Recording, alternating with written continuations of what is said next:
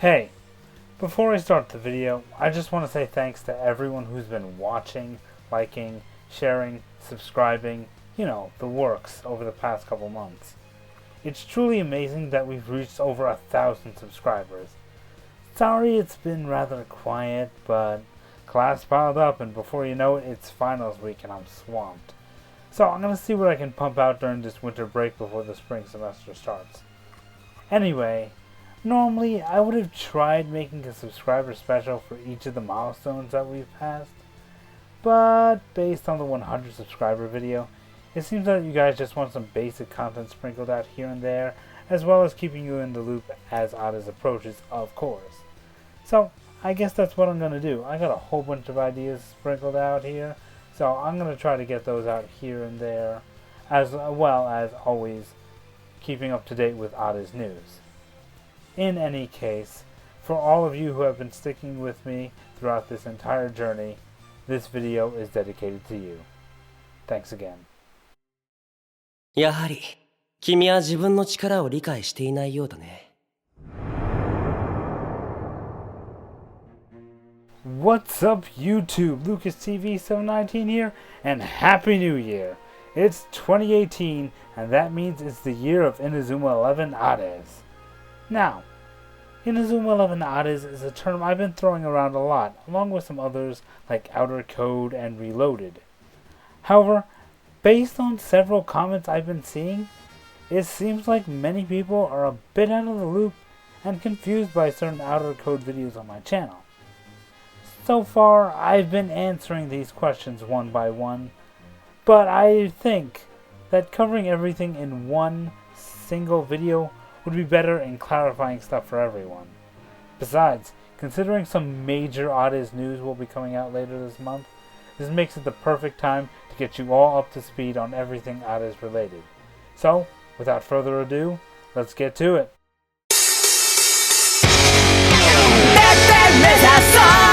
Now before I begin, let's take a quick trip down memory lane, shall we?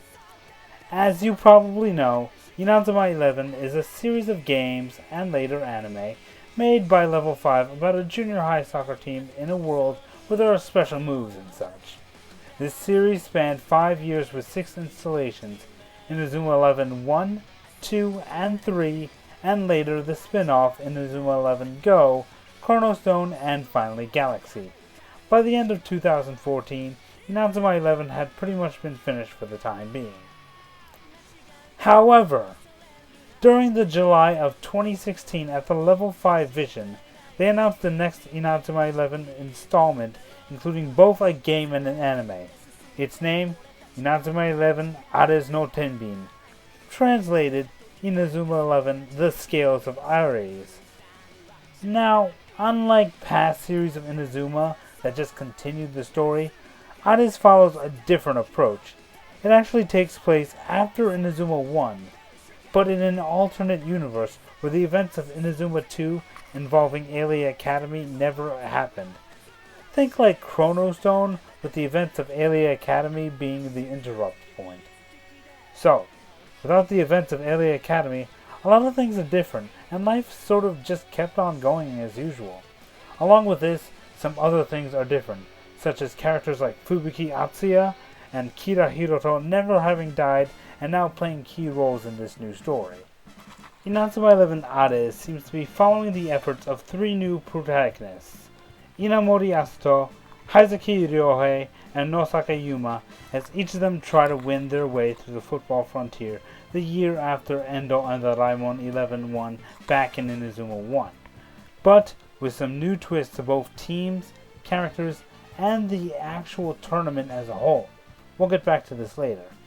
Now, before we get completely into Ares territory, I want to make some things fit together a bit more chronologically. When Ares was announced, an announcement was made that an anime episode known as Another Episode 27 would be made in order to bridge Inazuma 1 with Ares, in order to help clarify some of the changes that are happening. We now know this episode as Inazuma 11 Reloaded. Also, in the month that followed the game's announcement, Level 5 President Hino announced presentations known as Inazuma Walker that would give information on the upcoming series that would be live streamed periodically on YouTube, usually monthly or bi-monthly depending on the wait between issues. During these live streams, a short series known as Inazuma 11 Outer Code would be shown. Outer Code would be a short series around 5 to 6 minutes each episode, giving an insight on some more of the background characters and how some of the changes in this new timeline would affect them. At least that's how it started. Episodes 5 and 6 of Outer Code are more for laughs than anything else. As the main Ares series will focus on the new characters, this short series lets us know what's going on with some of our old favorites and has even introduced a couple of new faces. Now, let's get into details on Reloaded and Outer Code and how they all relate to Ares. I'm going to do my best to put this in Inazuma timeline chronological order rather than in order of appearance, just to make it a bit easier to piece the puzzles and put it all together.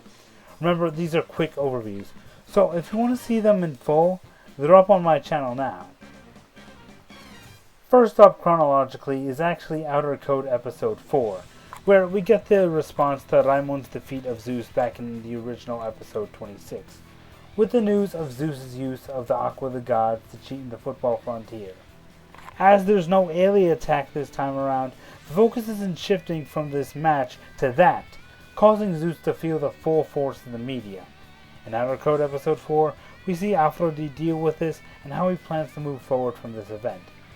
Next chronologically is Outer Code Episode 6, where we see Goenji, Fudo, and Kabayama all going to the same barbershop where they get, let's say, less than desirable results.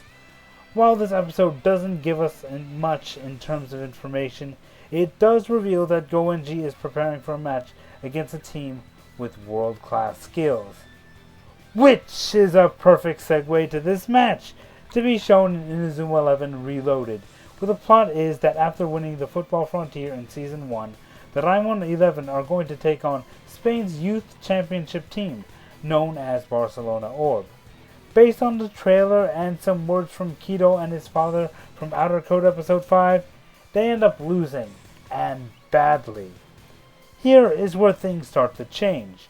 Due to this loss, it seems that there are going to be some changes in Japan's junior high soccer system. Several new things, such as teams needing corporate sponsors, the reinforcement committee, and the term Ares being used in several things lately, is some of the changes we're seeing. The title of Reloaded seems to reinforce this, as the title for the episode of Reloaded is Reformation of Soccer. So, let's highlight some of these changes. First, teams require corporate sponsors. Many of them have been shown in the second trailer, some examples being Gecko Electronics for Yuma's team Ote Tsukunomiya, Kira Star Pharmaceuticals for Heizaki's team Seisho Gakuen, and whatever Kido's dad's company is for Teikoku, considering on their uniform the word Kido is on it. Apparently this is a big thing because Asuto's team doesn't exactly have a sponsor, and that is apparently imperative now. Second change is the Reinforcement Committee, which is a system where the champions of the previous Football Frontier, in this case the Raimon 11, get split up and members are put into other teams in order to both balance teams and make teams better. Not entirely sure. The true purpose hasn't really been revealed. I guess it's to raise Japan's soccer as a whole. Examples from the second and trailer include Goenji being transferred to Kido Kawaseishu, Kido being transferred to Seisho Gakuen, and it's very heavily implied that Endo has been transferred to a team known as Tonegawa Tosen. Lastly, the term Ares is used for certain new things in this series. The main time we've heard it used is in the second trailer, where Yuma talks about showing the power of Ares to Seisho Gakuen during a match. It's also been said that the scales of Ares, title drop, to be able to change the world and or history. Not much detail to go on, but I suspect that it's probably a key part of the story being in the title and all. So, I doubt we'll get a clear purpose before the series truly debuts.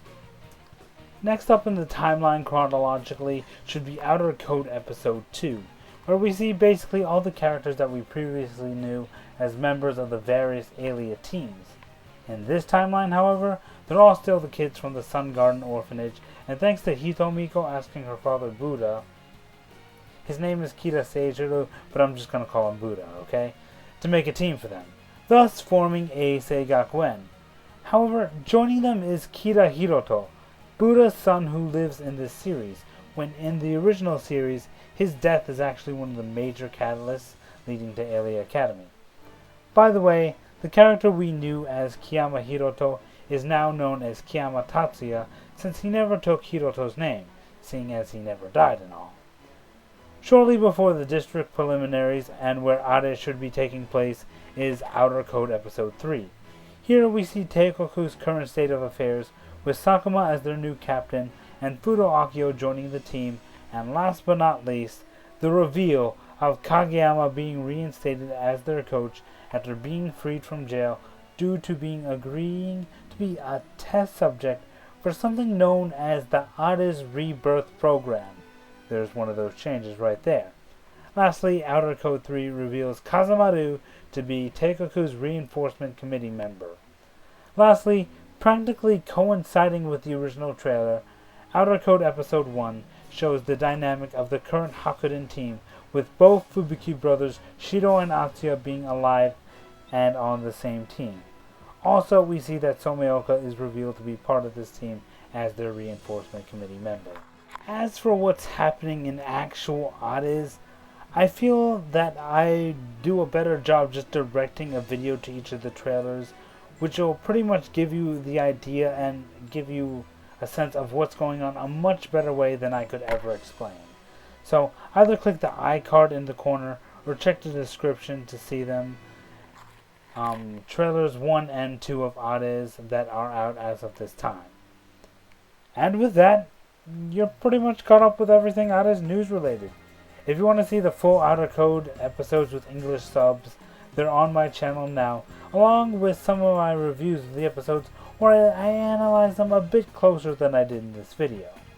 I also got overviews of all the past walkers in case you want to know what you missed. There are small tidbits here and there that are actually quite interesting. Now, for the future. Reloaded will be screened on January 21st at the Inazuma Revival Festival in Japan, along with episodes 1 and 2 of Ares. I'm still unclear when these screenings will reach us outside of Japan, be it shortly after or months after. I really don't know. The actual Ares anime will begin during the spring season of anime in 2018, so around the beginning of April or so. As for the Ares game, it is currently projected to be coming out for Nintendo Switch, PS4, iOS, and Android during the summer of 2018. And with that, I've basically covered up everything. Of course, I'll be covering any future information that comes up, so if you want to stay up to date, I'd recommend subscribing. And if you really feel like it, tap that bell to get notifications so you don't miss out. If you like this video or feel like it gave a good enough explanation to any of your questions, leave me a like, I'd graciously appreciate it. Any other questions? Ask them in the comments and I'll answer to the best of my ability. Lastly, and if you really want to, you can follow me on Twitter at LucasTV719. I don't tweet all that often, so I won't flood your Twitter feed, but when I do tweet, it's usually for when Inazuma Walker goes live or something of the sort, so if you want to stay up to date, it'd be nice if you give me a follow. In any case, thanks for watching this video. I hope it cleared up all your Ares questions. Thanks for watching. I'm LucasTV719, and I'll see you all later.